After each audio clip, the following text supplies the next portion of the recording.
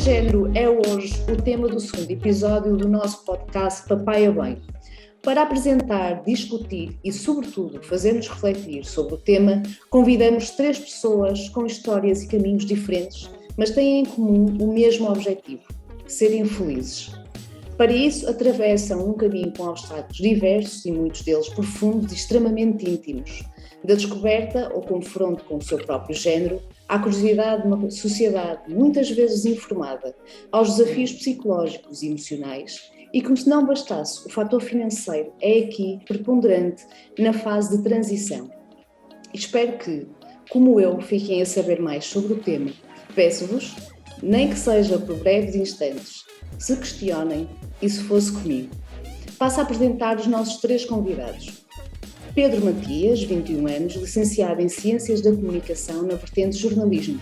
Está agora no último ano de mestrado em Direitos Humanos. Como pessoa ativa, faz uso da sua experiência em prol dos outros na organização Já Te Explico e na Associação Território de Afetos. Mas muito mais que um CV. Cabe a mim mencionar que o Pedro é detentor de uma simpatia e leveza que já me emocionaram. No seu discurso não há espaço para rancores ou decepções. Há o sorriso de quem olha sempre para o lado bom da vida. No que diz respeito ao Afonso Miguel, foi também o sorriso que me prendeu num scroll do Instagram. Afonso sorria pela cirurgia que lhe retirou as mamas e generosamente agradecia o seu percurso de vida. Hoje já tem a capacidade de se olhar ao espelho e de se reconhecer, como o próprio diz. Afonso nasceu há 31 anos em Bragança, Miranda do Douro, trabalha como terapeuta ocupacional na área de psiquiatria e saúde mental. Expressa em banda desenhada algumas das peripécias do seu percurso de transição. De garra e convicções fortes, assim olho a Ivy Romão. Natural do Nordeste brasileiro, proveniente de um seio familiar tradicional e religioso, classifica-se como uma filha transgressora. As artes são o seu mundo, formada em balé clássico, atriz e modelo, são nestas formas de expressão que foi encontrando o seu conforto emocional. Quando questionada sobre quem está com ela neste processo, sem hesitações, a Ivy responde: eu. Certamente estamos perante uma pessoa que sabe o que é o amor próprio. Neste processo solitário, a Ivy está com um crowdfunding para a angariação de fundos para efetuar parte da sua transição. Neste momento faltam 12.000 euros. Sejam bem-vindos a este segundo episódio e lanço a primeira questão, talvez a questão mais complexa. Qual foi o momento, fase, que identificaram este corpo não me representa? Passo a palavra às meninas, como sempre faço. Ivy.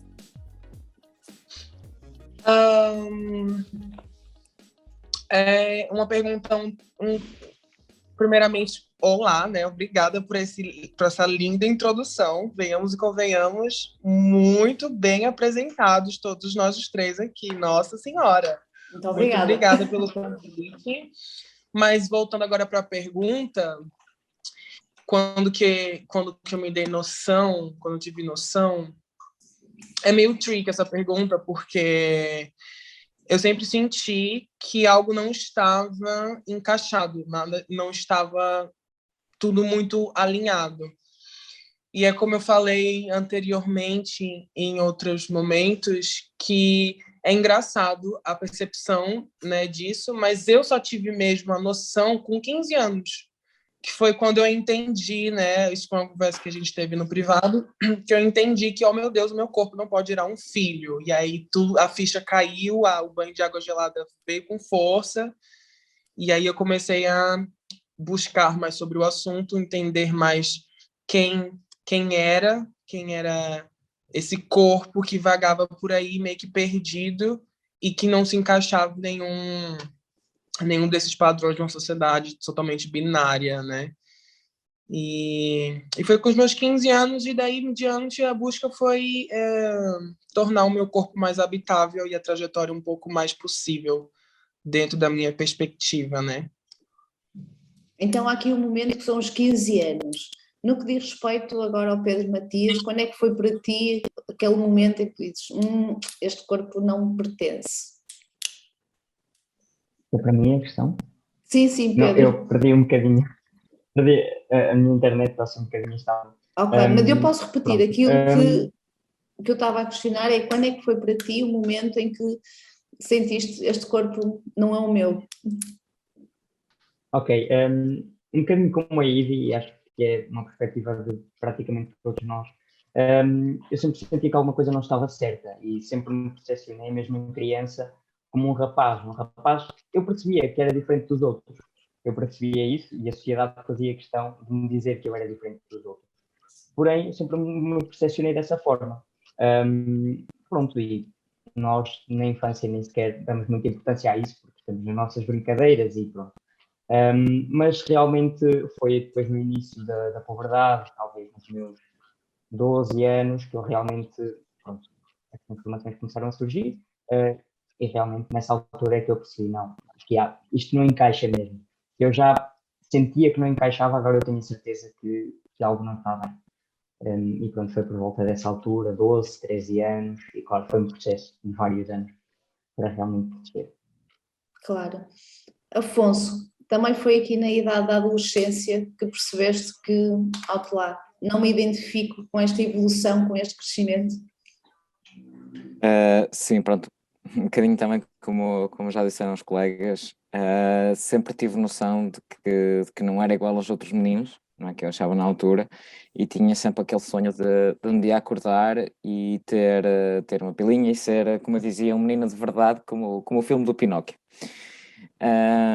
Pronto, mas realmente o banho de água gelada foi na puberdade, quando o corpo começou a mudar, e que eu percebi que esse sonho de um dia acordar e ter uma pilinha e ser um menino de verdade como eu achava, não ia mesmo acontecer, não é? E pronto, aí foi mesmo um balde de água muito gelada, como disse a Ivy. Ok.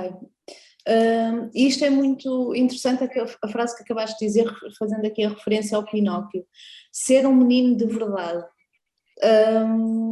Quando é que vocês sentiram isso? Esse momento em que, quando é que eu posso ser, neste caso, para a Ivy, uma menina de verdade? E para vocês, quando é que vocês sentem isto? Isto é uma questão muitas vezes questionada e há respostas variadas, eu já ouvi respostas muito diferentes. Ivy, quando é que para ti tu te sentes ou te sentiste já uma menina de verdade? Eu acho que menina de verdade eu sempre fui. Só faltava a noção e a percepção, né? Porque, como eu falei, essa sociedade, ela brinca muito com a nossa cabeça. Ela faz pensar que nós somos loucos e loucas, né?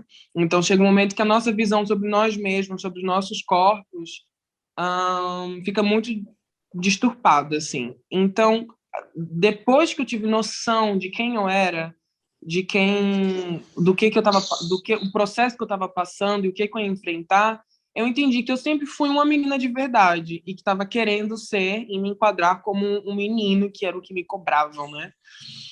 Então, a partir desse momento que eu falei, nossa, então é isso, entendi, sempre foi uma menina. Então, foi só entender e mais aceitar, a própria aceitação pessoal para a ficha cair. Então, acho que sempre fui uma menina de verdade, mas a aceitação disso custou um pouco. Custou-te um pouco porque visivelmente não eras, é isso, não é? Não é nem pelo visível, porque não? Se a gente for trabalhar o estético, isso fica muito...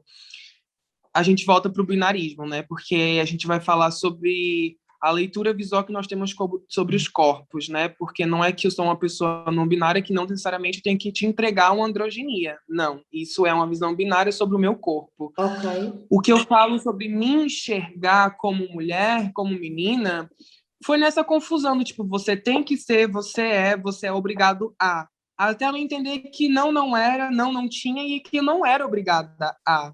E aí que eu entendi realmente a capacidade e a potência do corpo que eu tenho, que me pertence, que não veio imperfeito, que não veio errado. Só que sim, precisa de umas adaptações. E tudo bem. Ok. Pedro, há aqui algum ponto de ligação? Sentes afinidade com aquilo que a Ivy disse? Sim, sim, 100%. Lá está, sempre senti que era um menino, embora a sociedade me dissesse outra coisa. E lá está, é muito isto que a Ivy disse, é muito, o género é isto, é o que as pessoas metem na cabeça e, ok, claro que eu, tendo sido o sexo atribuído à nascença, tendo sido o sexo feminino, as pessoas criam inevitavelmente expectativas e criam ideias daquilo que eu vou crescer para ser. Mas pronto, eu sempre me senti um menino e lá está, depois percebi que, ok, se calhar o meu corpo não se está a desenvolver por aí, mas já numa altura em que depois eu fiz o coming out e pronto, comecei realmente a assumir os pronomes masculinos e comecei a ser o Pedro para toda a gente, aí há a questão de nós tentarmos até ser mais masculinos ou tentamos perceber até o que é isto de ser um homem de verdade, o que é que eu tenho que fazer, que caixinhas é que eu tenho que dar o cheque para ser um homem de verdade. E agora olho para trás e não temos que dar caixinhas nenhumas, não temos que dar cheque em caixinhas nenhumas, apenas naquelas em que nos sentamos confortáveis. Eu não preciso de ter um peito liso para ser um homem de verdade, eu não preciso ter um pênis para ser um homem de verdade, não preciso ter nada disso. A sociedade é que me diz que eu preciso. Mas nada disso faz um homem, a realidade é essa, e nada do físico faz uma mulher também. Portanto, isso está apenas na nossa mente e, portanto, sim, acho que sou um homem de verdade desde sempre.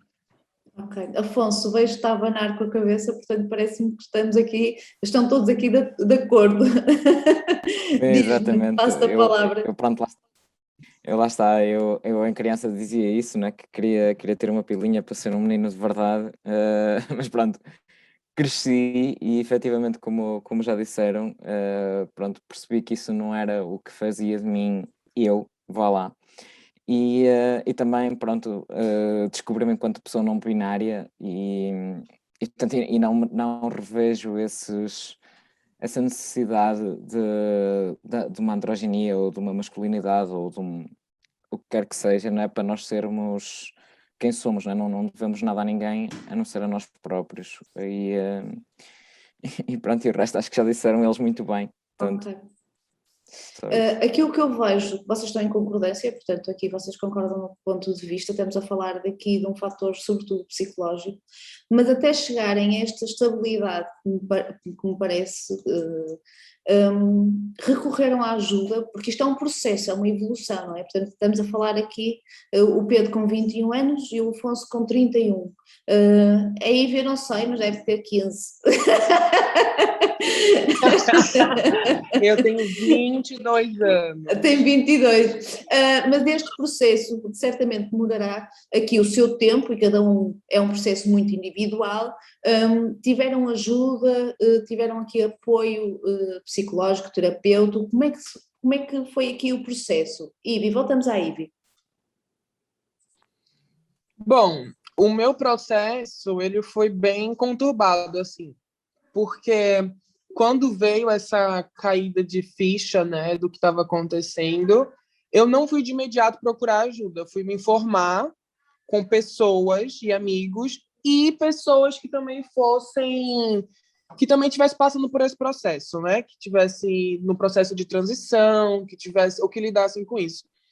Dado a isso, em 2016, se eu não me engano exatamente, fui encaminhada, entrei em contato com um psiquiatra sexologista, que foi falar sobre o que era, como é que não era, os processos químicos, biológicos, porque também tem essa coisa, né, das pessoas que nascem com os dois sexos, tem pessoas que não nascem com os dois sexos, mas têm mais hormônios de um do que do outro, que é uma coisa que para mim foi tipo, nossa, isso realmente existe.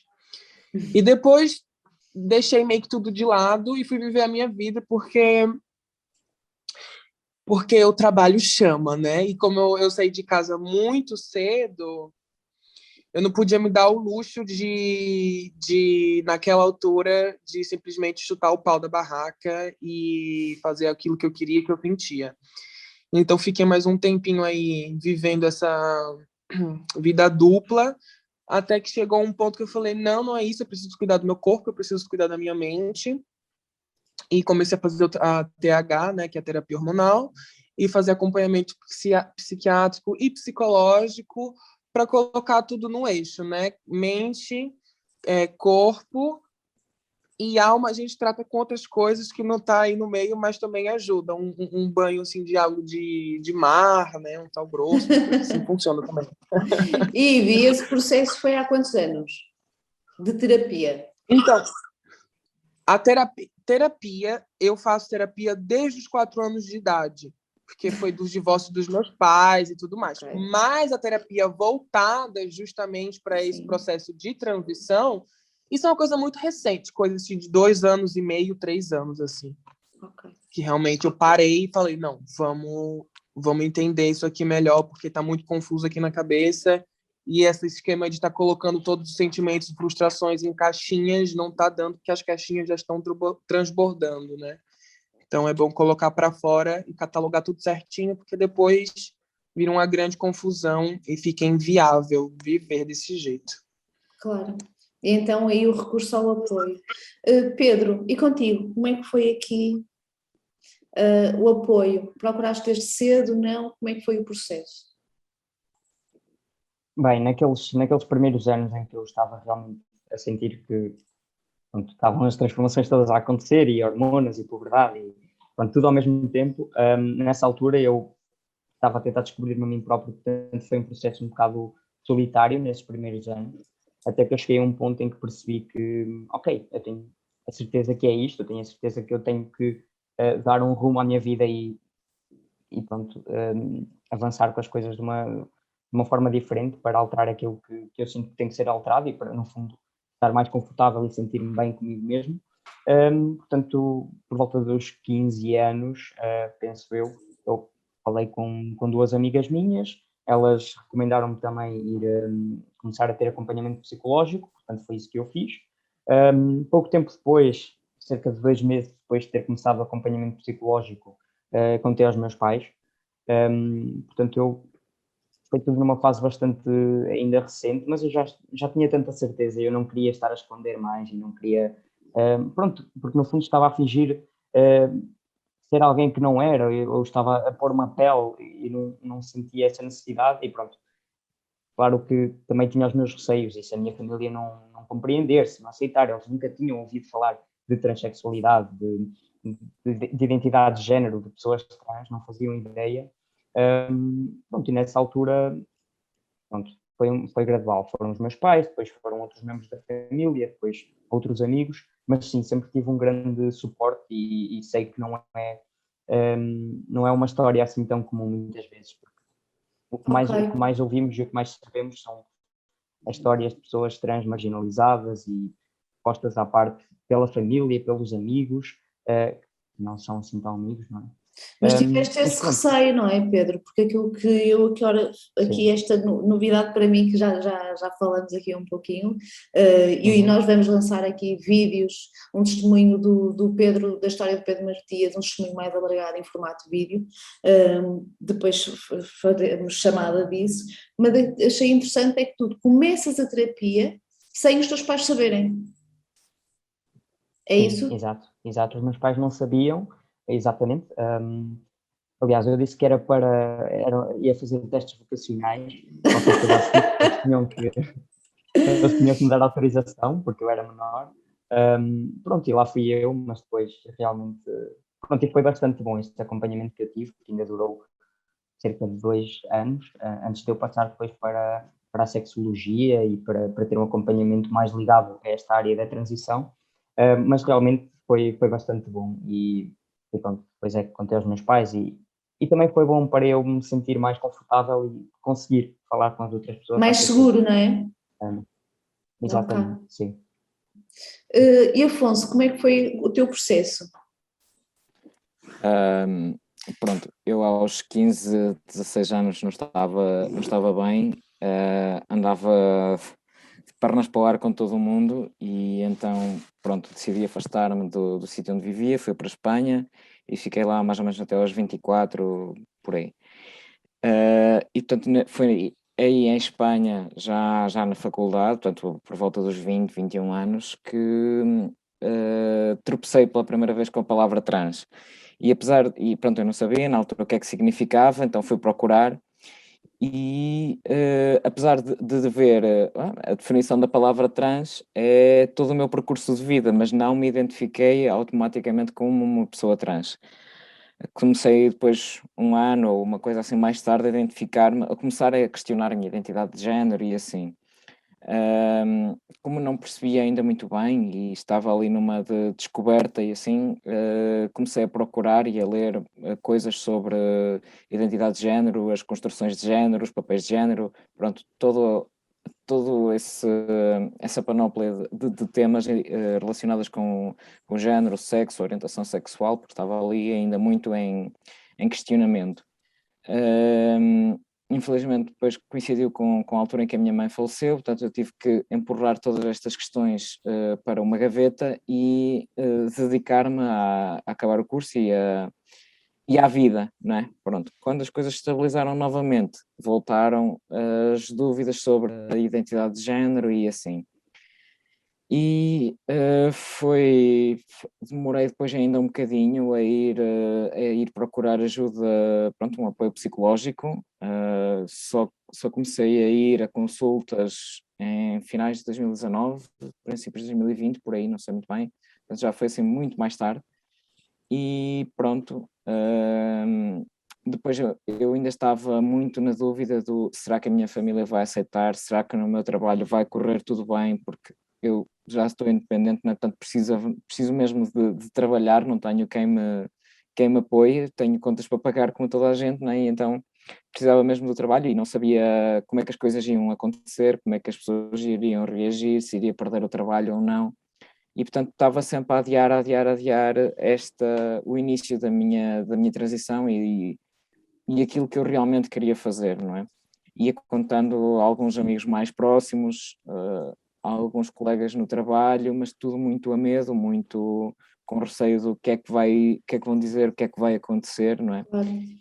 E foi depois agora, em fins de dezembro, princípios de janeiro, que tivemos um surto de Covid no sítio onde eu trabalhava e eu, foi assim, tipo, caiu uma ficha, assim, eu agora apanho o Covid ou acontece-me qualquer coisa, vou desta para melhor e que vida é que eu vivi? Não vivi a minha vida, não é? Vivi a vida que os outros queriam que eu vivesse. Que lindo! Portanto, a partir de agora...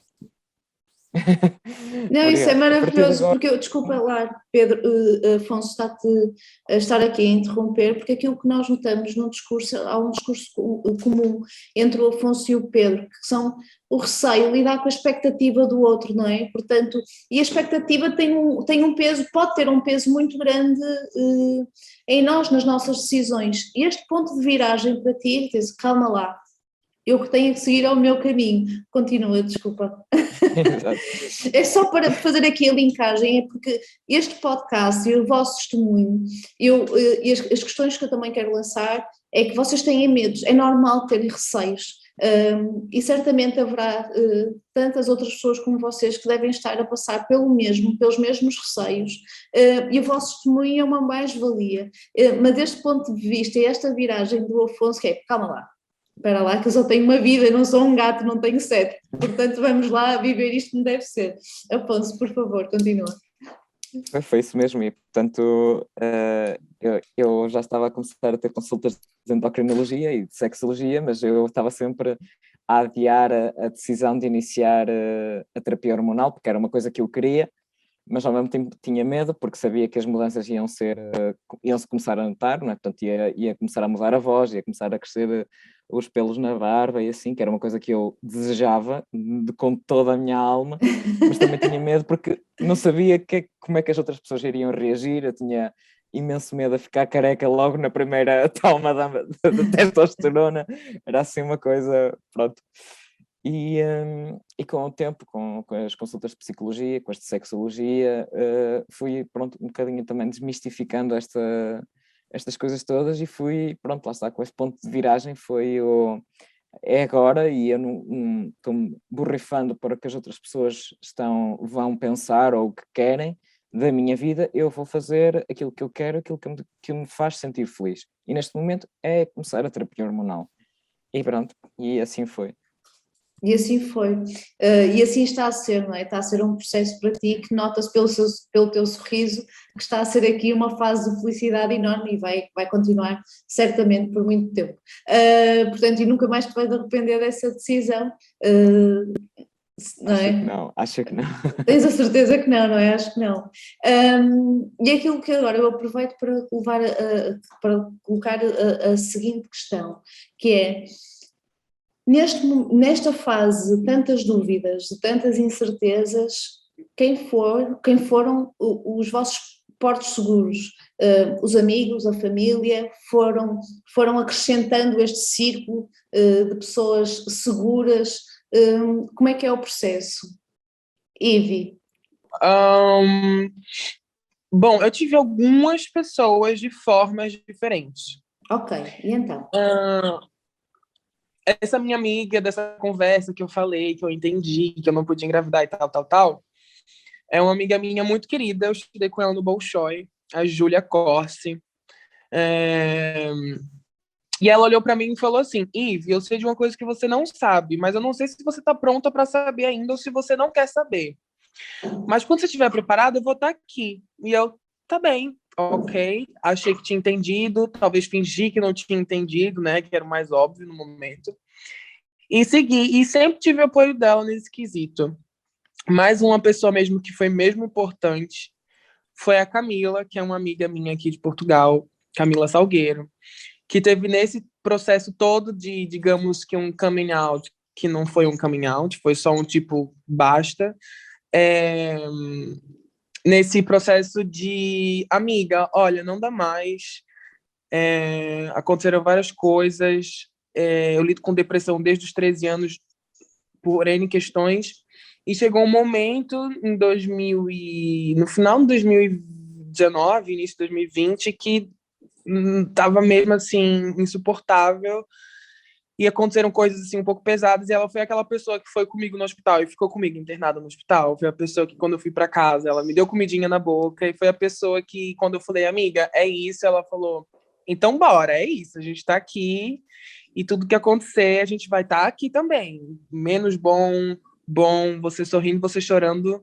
Então ela é uma pessoa muito importante, e é assim, uma das únicas pessoas que eu arrisco falar que realmente esteve ali, entendeu? Não foi aquela brincadeirinha do ai, que legal, eu tenho uma amiga que ela tá fazendo esse processo agora, então é divertido porque é um token para mim, para falar com outras pessoas, e quando dá alguma merda, tchau, Ive, não me interessa sobre o assunto, era só aqui numa questão social mesmo, fiz a minha parte. Não, ela esteve realmente lá, então eu digo que ela foi a pessoa, foi um pilar muito importante nesse processo todo. Ok. Então, aquilo que eu deduzo, portanto, em momentos de crise, há aqui um lado extremamente positivo, não é? Portanto, numa altura em que o Afonso diz, caramba, está aí uma pandemia, eu posso morrer, deixa-me já aqui orientar, pôr o leme para o sítio certo, e aí também, quer dizer, num momento em que de grande fragilidade, tu também dizes, calma, 2020 é o meu ano, eu vou aqui reestruturar-me e vou fazer o meu caminho para a felicidade. E contigo, Pedro, como é que foi? Foi quando eu estava no 12º ano, tinha 17 anos, acho que foi aí que me deu o clique de, pá, não quero saber, vamos. E pronto, decidi mergulhar de cabeça e na altura, pronto, eu era percepcionado na escola e no meu meio como uma pessoa do sexo feminino, mas pronto, estava farto e não fazia sentido para mim estar a fingir ser alguém que não era, e eu na minha cabeça só pensava, pá, para o ano vou para a faculdade, portanto é só aguentar isto mais uns meses e depois também vou para outra cidade, começo do zero, digamos. Mas pronto, também pensei, isto vai ser sempre a minha terra natal e vai ser sempre o sítio onde eu tenho a minha família, onde eu tenho os meus amigos, portanto eu quero ser eu mesmo aqui também. E foi nessa altura em que, pronto, eu senti que devia informar as pessoas acerca do que era a diferença entre orientação sexual e identidade de género, o que era a identidade de género, trazer alguns testemunhos, trazer pessoas qualificadas para falar disso, Então eu decidi fazer uma palestra lá na escola onde abordámos todas essas questões. Eu ia trazer outra pessoa para dar o seu testemunho. Portanto, é sempre mais rico quando temos um testemunho em primeira pessoa, mas a pessoa em causa não podia naquela data e eu pensei, ok, por que não eu? Pronto, e deram a palestra aos psicólogos que eu convidei e falaram dessas questões mais técnicas, mais do que é a identidade de género, do que é a orientação sexual, diferenças e tudo mais, e depois eu apresentei-me como Pedro na minha escola para os meus colegas e os meus professores e tudo mais. Pronto, e foi a partir daí que realmente começou e foi aí que eu fiz o clique de não, tem que ser, tenho que fazer este caminho e pá, seja o que venha o que vier. E claro que eu tinha bastante receio porque a minha terra é uma terra muito pequenina, no coração de Trás-os-Montes, supostamente muito conservador e tudo mais, muito ligado às tradições, mas tive uma resposta incrível que eu não esperava nem nos meus melhores sonhos. Portanto, no final tudo ficou bem. E pronto, acho que foi aí o ponto fulcral. Vale sempre a pena, não é? Portanto, seguirmos aquilo que somos e aquilo que queremos vale sempre a pena.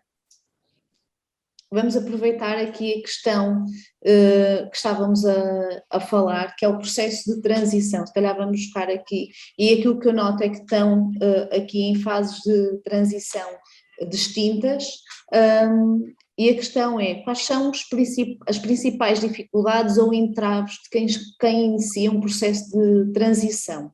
Ivi, passo a palavra.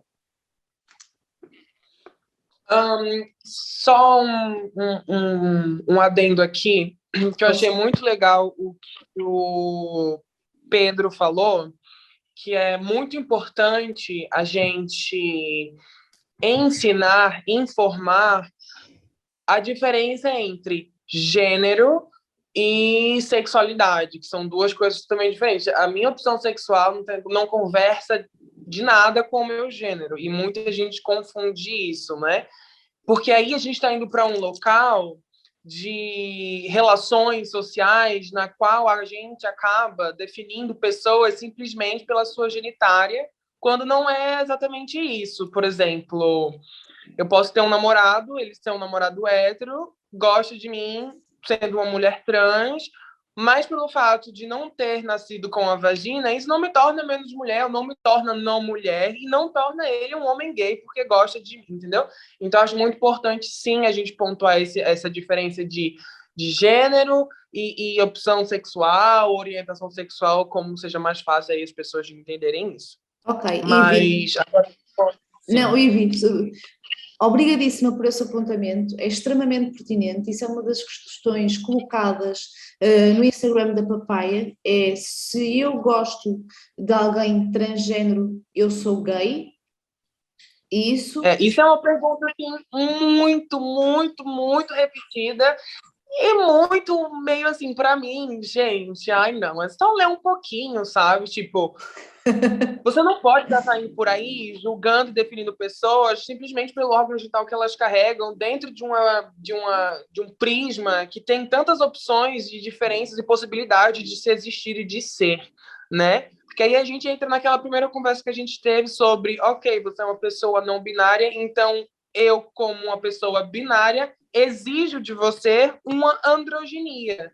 Que não é assim, sabe? Tipo, daquela mesma coisa do ok, você é uma mulher trans, então obrigatoriamente a sociedade cobra que você tenha uma cirurgia facial, tenha uma cirurgia de peito, tenha uma cirurgia genitária, quando não. Eu posso simplesmente ser uma mulher trans, me entender como uma mulher e não querer fazer nada desse processo, não querer tomar um hormônio, não querer fazer uma cirurgia, isso não me torna menos mulher.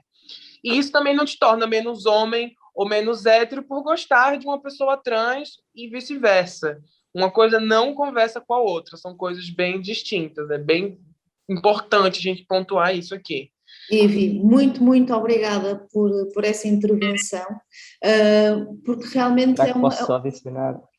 Força, Pedro, isto é vosso, o podcast é vosso, força, Pedro.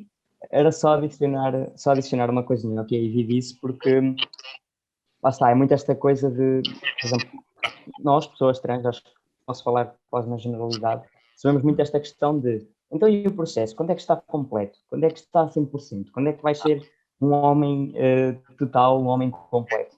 Mas o que é isso? Não é? Tipo, e há muita gente que não quer fazer uma cirurgia genital, por exemplo, para transformar a genitália, porque se sente bem como está, ou porque então pronto, o processo é muito complicado e muito duro psicologicamente, então, pronto, aí acho que também já lá iremos. Mas pronto, o que é isto de ser um homem completo, ou de ser uma mulher completa? Não... E é uma pergunta que nós ouvimos quase diariamente. Então, como é que está o processo? Quando é que quando é que fazes as operações? Quando é que vai estar tudo 100% feito? Não, já está 100% feito. Há alguns ajustes que têm que ser feitos a nível físico, ok, que eu sinto necessidade de os Porque fazer, tu sentes mas eu, como necessidade, ser Pedro, individual, não é? exato, como ser individual, e que há outras pessoas que não sentem necessidade, mas, exato, eu não tenho que ter a barba para ser um homem, eu não tenho que ter a voz grossa para ser um homem, eu não tenho que ter mamas para ser uma mulher, portanto, mas lá está, é uma questão que ouvimos regularmente. Exatamente. Porque lá está, tudo na nossa sociedade tem que encaixar dentro do binário e tem de ser normativo. Exatamente. Se sais da norma, és posto de parte, seja porque não tens uma altura suficiente ou tens demasiada altura, seja porque tens pouco peso ou demasiado peso, seja porque te consideras um homem e não tens barba ou não tens uma voz grossa, seja porque és uma mulher e tens barba. Quer dizer, tudo tem que encaixar dentro das caixinhas e tens que cumprir uma série de checklists, não é? Que falávamos no início, para seres considerado como X ou como Y, não é? E lá está, acho que até que as pessoas não percebam que tu não precisas de cumprir uma checklist para seres quem tu és, não, vamos continuar aqui a andar e a batalhar para nada, porque tem que se perceber isso primeiro, não é? E isso tem que começar, como eu digo sempre, das camadas mais jovens. Temos que começar a ensinar às crianças de agora que podem ser perfeitamente uma menina e vestir de cor-de-rosa e não há problema nenhum, mas também podem ser uma menina e vestir de azul e não se identificarem como nada, não é? Ou seja, atribuir-lhes o sexo feminino e não se identificarem como meninas. Era isso que eu queria dizer.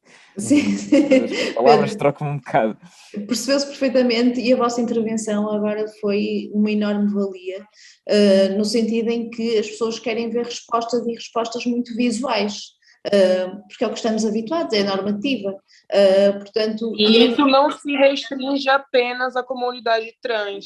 Exatamente. Isso se restringe ao ser humano a partir do momento que viver em sociedade tem a necessidade de aceitação. Então, se esse grupo impõe essas regras para que eu seja aceita, eu não posso ficar de fora, porque eu tenho que fazer parte desse grupo, e esse grupo quer peitos, então vou colocar peitos. Esse grupo tem que colocar boca e tem que estar loira, então tem que estar loira para poder ser aceita. Quando não, meu amor, você é linda do jeito que você quer. Se você quiser botar uma boca, você põe porque você quer, não pela necessidade social e a pressão que faça com que você faça isso. Não, né? E aí, isso é o que cai sobre a gente. Eu faço não porque você quer, quando eu falo você, eu me refiro à sociedade. Eu estou fazendo isso não porque a sociedade está me impondo mas porque eu, enquanto pessoa trans ou não trans, dentro dos meus processos disfóricos, seja ele com uma mulher cis ou não, um homem cis ou não, porque a disforia não é uma coisa exclusiva da comunidade trans. Me sinto na vontade, me sinto propícia a fazer para que eu me sinta mais confortável no corpo que tenho, mais confortável na situação atual que esteja passando, whatever. Não é pela necessidade social de me enquadrar em nada, é pelo simples fato de sentir que é mais fazível enquanto pessoa para mim e, digamos agora, voltando para o pessoal, por exemplo, eu passei por uma cirurgia recentemente que foi coloquei mamas. Porque sentiste essa necessidade. Porque tu sentiste... Não coloquei mamas porque a minha amiga falou que tem que colocar, porque eu vi a minha amiga colocando. Não. Eu comecei meu tratamento hormonal e eu tinha mamas antes de colocar essas maiores. Eu tinha. Mas isso era uma disforia muito grande na qual eu sentia necessidade de corrigir ali. E não foi por um fator externo, foi por um fator tipo, ok, não vou deixar com que isso se torne como um mecanismo de controle, né? Na qual eu estou 24 horas, 7 dias por semana, em busca da aceitação social, então eu estou buscando padrões, buscando normas para me enquadrar, para ser aceita, mas na verdade eu estou só me sufocando, me matando, me mutilando, vivendo uma relação sadomasoquista comigo mesma, assim, sabe? Que lindo. Que lindo mesmo, né? Este processo em que eu estou a sorrir porque estou a sentir, vocês estão a abanar a cabeça, sim, é isso mesmo, e portanto a discussão está aqui a ficar viva, e isto é extremamente importante, é dizer que isto é um processo individual, portanto é uma necessidade psicológica, uma necessidade muito, muito intrínseca, muito, muito pessoal. E, portanto, isto é muito importante frisar. Neste sentido, portanto, porque aquilo que eu referi logo no início, neste caso na apresentação do Afonso, foi o sorriso quando retirou o peito, não é? Portanto, existiu, no caso do Afonso, esta necessidade. Afonso, podes falar um bocadinho sobre as tuas necessidades, por favor? E que são só as tuas. Sim, sim, exatamente, são só as minhas. Eu gosto muito de uma frase de uma humorista trans espanhola, que é Elsa Ruiz, que ela diz que cada transição é um fato feito à medida. E efetivamente tem de ser assim, porque se não for assim não faz qualquer sentido. O que para mim era importante antes de eu iniciar a minha transição física e a minha transição social também, inclusive, era eu mudar os meus pronomes, era eu mudar o meu corte de cabelo, foi uma coisa que sempre me influenciou muito. Pronto, eu rapei o cabelo por primeira vez aos 7 anos, foi assim um ultimato cá em casa de ou rapam o cabelo ou rapo eu, portanto, qual é que vai ser, mas o cabelo rapado vai ter que acontecer.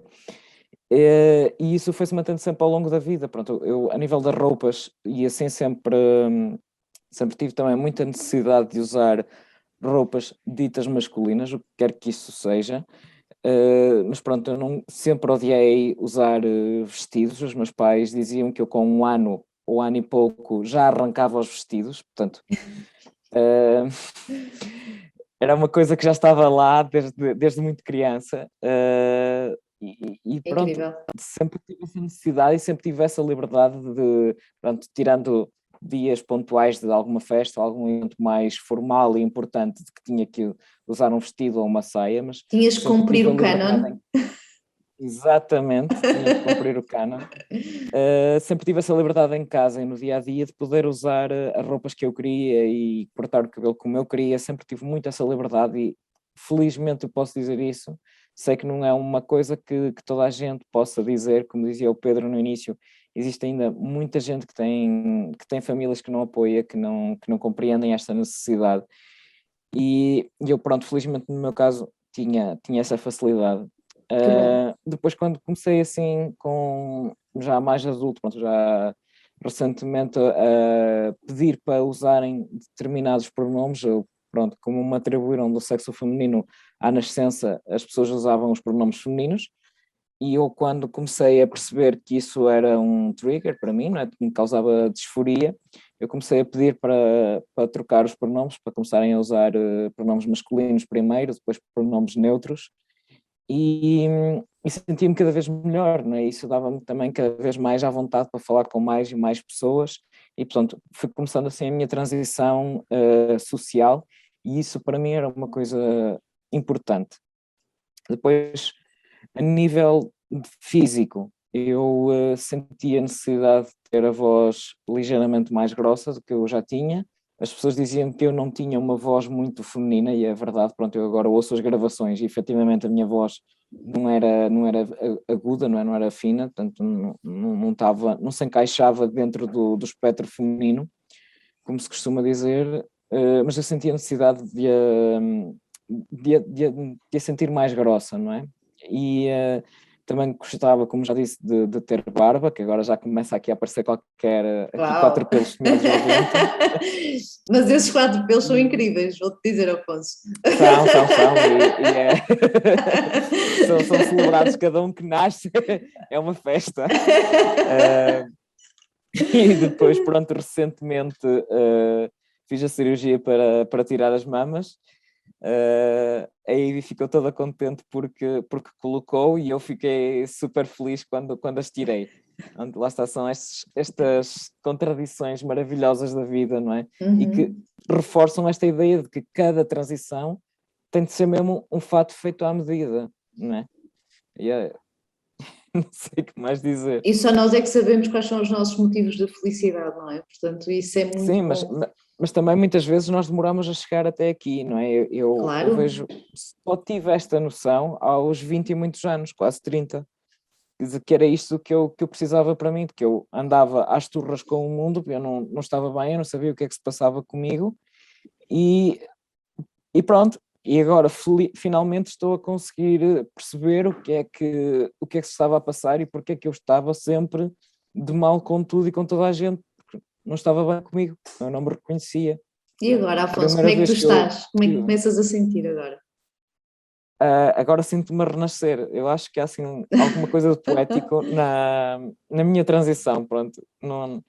Eu comecei a terapia hormonal em março, portanto na altura da primavera, e portanto é como um renascer, não é? E agora fiz a mastectomia no outono, e portanto é que tal como as árvores deixam cair as folhas renascer, eu tiro as mamas para depois também renascer, não é? E pronto, para mim são estas as coisas principalmente que eu tinha disforia, que eu tinha problemas, e que agora aos poucos estou a resolver, estou a reencontrar-me, ou a encontrar-me por primeira vez, não sei. Tão bom ouvir isso. Isto volta ao início da apresentação, não é? São 4 caminhos, 4 histórias, e cada uma delas com o mesmo objetivo, que é serem felizes e serem respeitados. Isto é muito importante.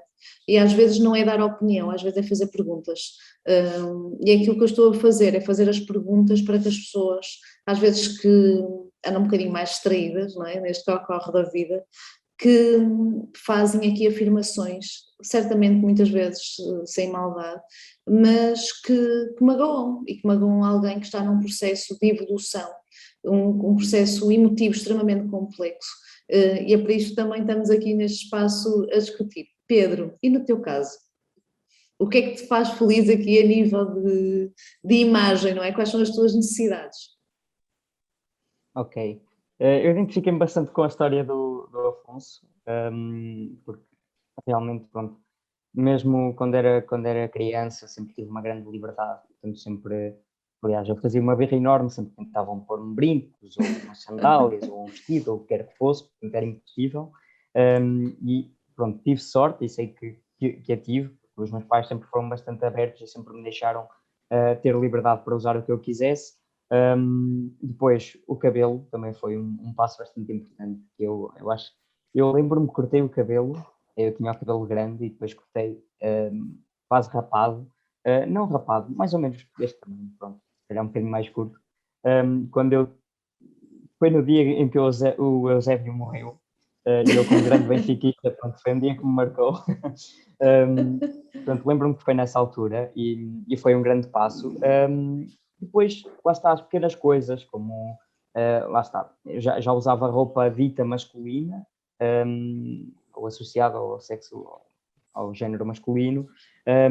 Pronto, sempre tive uma postura bastante masculina, digamos, era sempre tido como Maria Rapaz e tudo isso.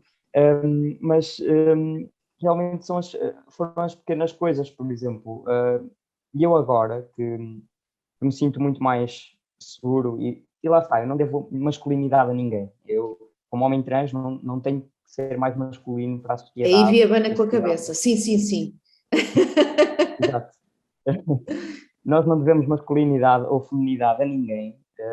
Nós somos aquilo que somos e pronto, há pequenas coisas que eu agora faço, que eu sei que antes se calhar o Pedro há 3, 4 anos atrás nunca podia fazer. Por exemplo, eu pinto as unhas, se for preciso, não gosto porque não gosto de ver em mim, gosto de ver nas outras pessoas, por causa do estilo e tal. Mas já pintei, já experimentei, pronto, não resultou para mim, mas o Pedro, há 5 anos atrás, nunca na vida faria isto, porque, oh meu Deus, isto, e agora? Uma questão de segurança, não é? Isto é uma coisa, exato, e até por ser associado ao género feminino e tudo mais, mas não faz sentido nenhum, porque, lá está, como já comentamos aqui também, o género é um espectro, uma construção social.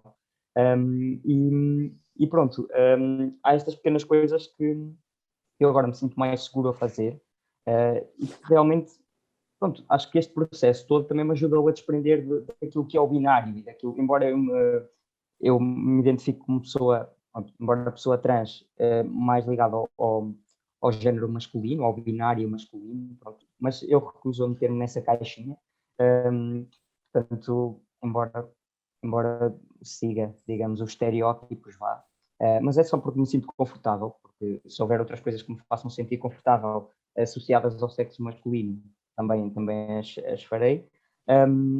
Pronto, mas há estas pequenas coisas que, esta experiência quase, porque realmente o que é isto de encaixar aqui ou ali? Nós não somos peças de supermercado, não somos compras para ter que encaixar num determinado rótulo, portanto, well, e pronto, a nível físico era muito também a questão da barba. Pela primeira vez estou a ter um No Shave November, que vai surtir efeitos.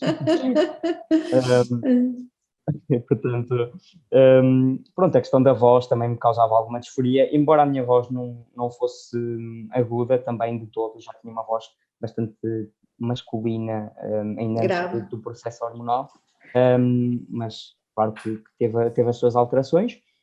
Pronto, a questão da barba, agora a questão da mastectomia, que também é algo que está para breve, está para muito breve, mas que pronto, também é uma coisa que me causa bastante disforia, a questão do peito, e depois logo se vê o resto. Um passo cada vez, não é? Um passo de cada vez. Mas já exatamente. se iniciou essa caminhada, isso é o mais importante. E no que diz respeito Exato. ao processo, eu tenho aqui dúvidas, que é qual é o apoio que o Sistema Nacional de Saúde, como é que se processa, como é que é todo este desenvolvimento? Há apoio, não há, é suficiente, é confuso, é demorado? Pedro, consegues dar-me aqui um ponto de situação, como é que foi no teu caso? Se há aqui alguma crítica, porque também é um espaço para isso, a apontar aqui. Pronto, sobre esta questão do Serviço Nacional de Saúde, eu acho que, na teoria, está lá a intenção e está lá, pronto, realmente até somos... Aí birrice e põe a mão na cabeça. Realmente realmente é só na teoria, porque depois na prática, pronto, eu sinto que tem havido esforços para responder a todas as pessoas, mas o que notamos é uma grande centralização das coisas, uma grande dificuldade em chegar às consultas que nós precisamos e que são consultas específicas, ou seja, não há consultas específicas para pessoas trans, nós temos que passar pela... Ou seja, e também falta muitas vezes profissionais de saúde que estejam 100% capacitados para lidar com as questões trans. Embora haja alguns muito bons, que são mesmo impecáveis e nos ajudam bastante no processo, a maior parte não está capacitada para isso, e depois há alguma falta de sensibilidade, muitas vezes. Lá está, por esta falta de preparação, esta falta de informação, talvez. E pronto, acho que faltam serviços específicos para a comunidade trans, porque nós temos questões muito específicas, muito particulares, e muitas vezes não adianta darem-nos respostas gerais. Claro. Nós precisamos das respostas específicas para os nossos problemas específicos. Problemas, situações, não queremos dar um sentido negativo. Mas lá está, muitas vezes falta isto e depois, claro, o processo é bastante demorado, é bastante confuso. Se me pedirem para resumir o meu processo, que já começou aos 18 anos e vou fazer 22 amanhã, se me pedirem para resumir, não consigo. Se me pedirem para resumir os passos todos, eu não consigo, eu fiquei perdido a meio. Só vou conseguindo acompanhar o que é que está a acontecer agora. Portanto, é tudo bastante confuso e lá está, há profissionais incríveis que têm uma grande sensibilidade e que realmente se preocupam e que nos vão acompanhando ao longo destes anos e que conseguem responder às nossas necessidades, mas é se calhar 1 em 100. Portanto, é isto que faz falta. Ok. Ivi, tu que estavas aí a abanar a cabeça. Desculpa, Pedro, é que a tua ligação caiu, mas então eu passo aqui a palavra à Ivy, que estava a abanar a cabeça. Ok. Sentia-se aqui uma dose de ironia aguda. Portanto, Ivy, o que tens a dizer sobre isso? Ainda por mais tu que estás a fazer um crowdfunding e que faltam 12.000 euros para aquilo que tu pretendes fazer, Quem para o teu quiser processo de contribuir, transição. entra no meu Instagram, vai na minha bio e lá tem um link. Você pode saber um pouquinho mais da minha história, pode saber um pouco mais da minha trajetória. E se te tocar de alguma forma e você se sentir, sei lá, e posso ajudar de alguma forma, tá lá o link. E é isso. Se não, manda só um DM, a gente conversa e é tudo tá certo. Mais sobre o Sistema Nacional de Saúde. O Pedro falou muito bem falado, assim, tipo, na teoria é quase utópico de tão bom que funciona o sistema, mas na prática realmente deixa muito a desejar. Eu tenho um pouco mais de dificuldade por ser estrangeira, né? Sou imigrante, sou brasileira, moro aqui, então o processo é um pouco mais chato, porque, mas você não tem o número do utente, então vai atrás do número do utente. Mas nome social, o que é nome social? Nós não trabalhamos com isso. Aí tem aquela coisa toda da, tipo, ok, querida, você está me vendo uma mulher bonita, maravilhosa e formosa na sua frente, você ainda vai fazer questão de me destratar e me chamar no masculino, me chamar por senhor. Realmente, é assim, eu não tiro nem ponho do que o Pedro falou. Realmente, tem profissionais que são incríveis, mas é 1 em 1 milhão. Tem outros que são terríveis, e não é por falta de conhecimento, não é por falta de informação, é pela simples vontade de ficar no comodismo, entendeu? No cômodo de não fazer o mínimo esforço possível para entender o que se passa, porque para ele não incomoda. Então, se não me incomoda, eu não tenho que fazer nada, entendeu? Eu não vou mudar a minha vida porque você não está se sentindo bem no corpo que você está. Não vou te chamar no masculino ou no feminino porque está aqui e eu vou ler como está aqui. E é muito chato isso. Então, assim, eu dentro de todo o meu privilégio, que eu me vejo como ainda uma pessoa privilegiada, porque eu acho que, de certa forma, menos ou mais, todo mundo é privilegiado em algum sentido, eu não faço nada mais pelo Sistema Nacional de Saúde Público. Tipo, não faço, porque, para mim, é uma perda de tempo e um desgaste emocional muito grande, na qual eu tenho uma urgência e eu não estou aqui para esperar que pessoas decidam por mim o que é melhor ou não quando eu sinto e que eu tenho que fazer, entendeu? Tipo, mas chegou ao ponto de falar, ok, por favor, tô aqui vindo diretamente falar com você, porque eu quero que você me trate no feminino, me chame pelo nome de Eve. Nossa, mas o seu nome masculino é tão bonito, por que você não quer que eu... Tipo, não, querida, não é sobre ser bonito ou ser feio, entendeu? E ter aquela discussão chata que eu entendi, tipo, falta eu não de preciso respeito. passar por isso. Exatamente, tipo, eu não preciso passar por isso. Graças às deusas e a Buda, a mãe menininha, quem estiver aí ouvindo, eu tenho condições suficientes nesse momento para pagar o privado. E como eu tenho uma urgência, eu não posso esperar 3, 6 anos para que alguma coisa possa ser pensada em acontecer. Eu dei encaminhamento no privado, porque, assim, eu não... É um processo que, para mim, é urgente, entendeu? Chegou num ponto que eu não posso estar esperando a boa vontade de alguém assinar um papel, quando é só realmente assinar um papel. Que é uma coisa que, para mim, me frustra muito. Mesmo no privado, eu tenho as minhas limitações. Tipo, eu estou fazendo um tratamento com um psiquiatra, psicólogo, para poder conseguir um laudo, que esse laudo vai me dar uma autorização para fazer a cirurgia de resignação, atualização, mudança de sexo, como vocês queiram chamar. Okay. Que aí eu tenho que pegar esse laudo e enviar para a ordem dos médicos, para um monte de homem hétero, cisgênero, decidir se eu posso ou não fazer a minha cirurgia. Isso, para mim, é o cúmulo. Ou seja, eu tenho que ter um laudo que comprove que eu tenho uma patologia X para enviar para a ordem dos médicos, para eles afirmarem que sim, eu tenho uma patologia X, para sim eu fazer uma cirurgia na qual é tipo... a partir do momento que eu tô aqui me colocando numa posição de sim, preciso fazer uma cirurgia, sim, tô fazendo tratamento, e ainda tem que passar por todo esse processo, é muito frustrante. Então, assim, para mim não funciona. é muito frustrante, tanto público quanto privado. Eu não sou a melhor pessoa para discutir sobre o público, porque as poucas e primeiras experiências que eu tive já foi o suficiente para entender que não tenho Que não é o teu caminho. capacidade emocional para lidar com isso. E eu preciso que isso aconteça rápido, porque o tempo já passou e eu não posso mais esperar por outras pessoas para fazer com que a minha vida aconteça.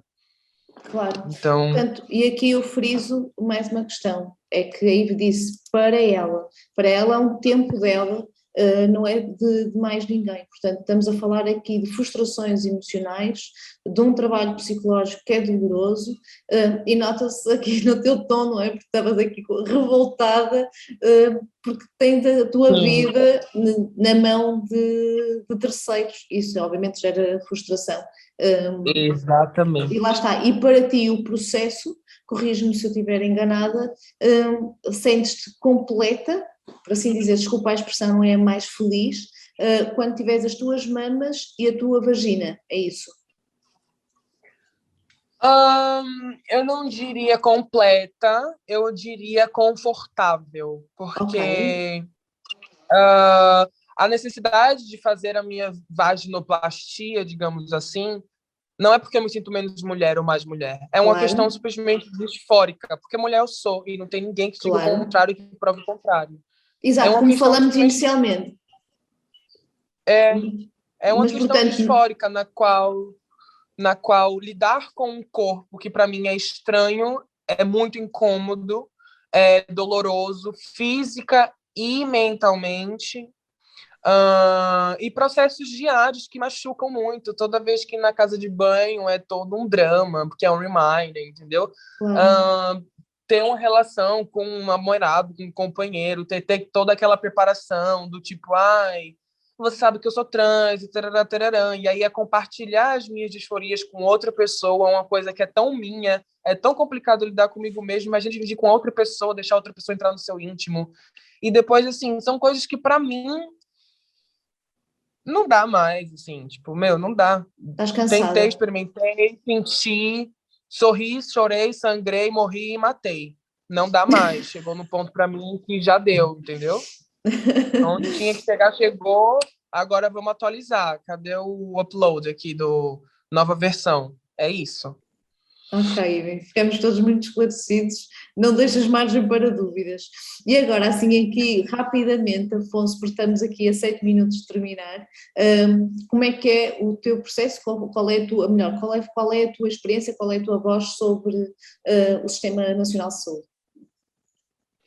Olha, eu pronto, tive uma experiência muito ao contrário da Ivy. Eu iniciei, foi tudo super rápido no público. A verdade é que esperei, o máximo tempo que esperei foi 6 meses, e porque tive que adiar a consulta, porque me coincidia numa data que eu não conseguia, porque a partir daí foi sempre sem problemas nenhuns, foi super rápido tudo. A mastectomia, eu nem sequer, pronto, aí fugi eu, porque estava a receber alguns feedbacks de que iria demorar muito tempo, de que iriam abrir uma nova unidade no Santo António, salvo erro, ou no São João, já não sei, mas que ainda não estava com alguns problemas para ir a iniciar essa equipa e assim. Então eu disse, pronto, olha, felizmente neste momento tenho a disponibilidade de fazer pelo privado, consigo marcar já a consulta daqui a 15 dias e fazer a cirurgia daqui a um mês. Pronto, então está feito. Vou marcar a consulta, vou fazer a cirurgia e siga. E como a Ivy, arrumar esta parte da minha vida e fazer o upload da nova versão e siga. Já perdi muito tempo da minha vida. Essa parte foi exatamente igual à Ivy. E portanto fiz isso, pronto, estou a ser acompanhado em endocrinologia e em sexologia pelo público. Como disse, não tive que esperar tempo quase nenhum pelas consultas. Pela cirurgia, nem sequer tentei por isso mesmo, pronto, porque tinha disponibilidade, pelo privado iria ser muito mais rápido do que pelo público, então nem tentei, pronto. Mas, sim, também não percebo, e voltando aqui um bocadinho atrás na questão, nós temos uma lei que é espetacular da autodeterminação de género, mas que termina quando tu queres fazer uma cirurgia que eles consideram que é uma mutilação ao teu corpo. Então, onde é que está a minha autodeterminação? só tenho autodeterminação para dizer eu sou mulher, eu sou homem, eu sou não binário, mas não posso fazer as mudanças no meu corpo que eu quero.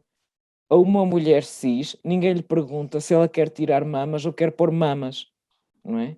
A um homem cis, ninguém lhe pergunta se ele quer fazer não sei o que ao pénis, se o quer pôr para um lado ou para o outro. Ninguém lhe pergunta nada. Nós trans é que somos escrutinados até ao cromossoma, literalmente, porque temos que fazer uma série de exames genéticos para confirmar que não somos pessoas intersexo, como se isso fosse um problema para ser uma pessoa trans ou qualquer outra coisa, e quer dizer, somos escrutinados ali até ao cromossoma para confirmar, sim senhora, pronto, então pode avançar com a sua transição.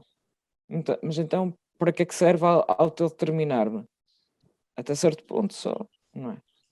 Porque isso não é... Desculpa interromper, isso não é pra gente. Isso é quase que, tipo, eu quero que você me prove, entendeu? Se você tá falando, me prova, então. Então, eu tenho que... me faz acreditar. E Exato. isso é muito frustrante, porque a partir do momento que eu tô falando, eu não tenho que te provar nada, caramba, é o meu corpo, entendeu? Exato. Respeita. Exato. Até não há muito tempo, as pessoas trans tinham de passar exames psicotécnicos e, não sei se é o termo psicotécnicos, mas pronto, tinham que passar testes para comprovarem que efetivamente eram trans. E havia perguntas tão estúpidas como de criança brincavas com carrinhos ou com bonecas. Quer dizer, o que é que importa? Brinquedos são brinquedos. Quer dizer, pronto, há brinquedos para crianças e brinquedos para adultos. Os brinquedos de crianças não têm género, não têm sexo. Mas isso é assustador, porque eu tive que fazer um exame desse e eu fiquei trancada numa sala quase 3 horas e meia respondendo a 572 perguntas, nas quais do gênero era: por vezes sinto que o meu espírito deixa o meu corpo e eu sou possuída por espíritos demoníacos. Por vezes sinto vontade de machucar animais. Por vezes sinto que o meu pai é uma péssima pessoa. Coisas que, tipo, ok, o que isso relaciona é que não tem ligação nenhuma. São perguntas que não fazem nexo nenhum, entendeu? Para eles fazerem a gente de cabo a rabo e brincar da boneca aqui com a gente. Eu tô lá trancada 3 horas e meia numa sala respondendo perguntas que nem eles, se forem sentar para responder, vão entender o que tá ali escrito, porque não faz sentido nenhum, entendeu? É ridículo. Por isso que eu fico frustrada. Eles têm que apurar se tu tens alguma patologia associada, alguma patologia psiquiátrica.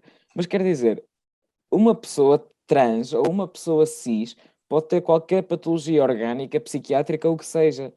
E isso não invalida. Eu, por ter o cabelo encaracolado, não invalida que eu tenha os olhos azuis. Não é? São características completamente à parte. Porque é que nós continuamos a patologizar as pessoas trans? Não faz sentido nenhum. No século XXI já não faz sentido falarmos disto.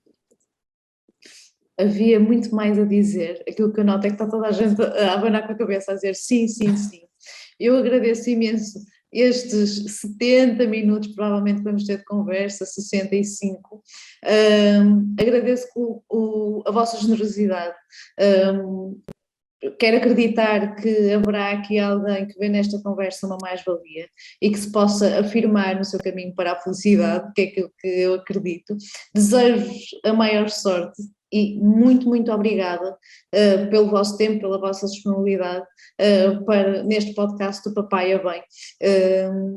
Portanto, não sei se querem deixar aqui uma última palavra de incentivo, muito rapidamente, que estamos aqui com 1 minuto e 25.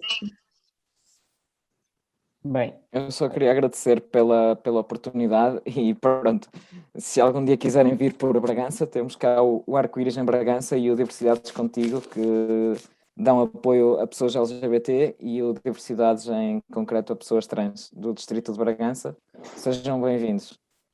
Obrigada. Pedro, ias dizer alguma coisa? Tens 1 minuto. sim, também agradecer o convite e obrigado, Afonso e Ivi, foi um prazer ouvir também as vossas histórias. Pronto, e para quem eventualmente não está a ouvir e vê aqui, se calhar, 3 ombros amigos, a Guadalupe, uma ativista trans, ela disse uma vez que a nossa existência é a revolução. Portanto, não tenham medo de ser revolucionários e revolucionárias. O mundo precisa disso. Portanto, é isso que eu queria deixar. Bonito. Obrigado. Ivi. Agradecer pelo espaço, pela oportunidade da troca. E é isso. Um beijo, gente. Tchau. Acabou o Muito tempo. obrigada, muito obrigada. Fiquem bem. Obrigadíssima pelo vosso tempo. Beijinhos, fiquem bem.